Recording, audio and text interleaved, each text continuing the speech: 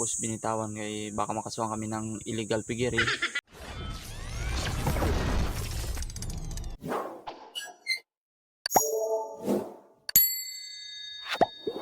Dalawang pawikang na-trap sa isang bangka ang pinakawalan ng mga residente sa Garchitorena, Camarines Sur.